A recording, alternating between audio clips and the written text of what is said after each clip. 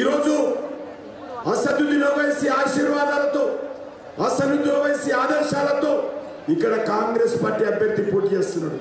ఎవరైనా గతంలో MIM party తరఫున పతంగు గుర్తు పెట్టుకొని పోటీ చేశాడు కాంగ్రెస్ పార్టీ. ఈరోజు ఆయన ఎంఐఎం పార్టీ నుంచి అరుగు తెచ్చుకొని పతంగు గుర్తు స్థానంలో చేయి గుర్తు పెట్టుకొని పోటీ చేస్తున్నాడు.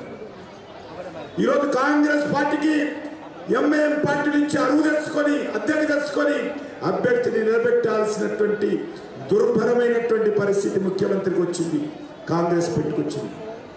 ఇంతకుముందు రఘునందన్ గారు చెప్పారు, ఈరోజు ఎన్నికల కోసము కాంగ్రెస్ పార్టీ ఎంఐఎం పార్టీ ముందు పూర్తిగా మోకరిల్లిందని సందర్భంగా మనం చేస్తున్నాం.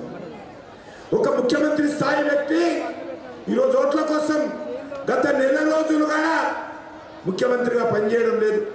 పూర్తిగా జూబ్లీహిల్స్లో ఏ రకంగా గెలవాలి, జూబ్లీహిల్స్లో ఏ రకంగా ముస్లింల ఓట్లు వేయించుకొని మరి ఇక్కడ ఎమ్మెల్యేగా గెలిపించుకోవాలనే ఆలోచన తప్ప రేవంత్ రెడ్డికి కాంగ్రెస్ పార్టీకి మంత్రులు వేరే పని చేయడం లేదు.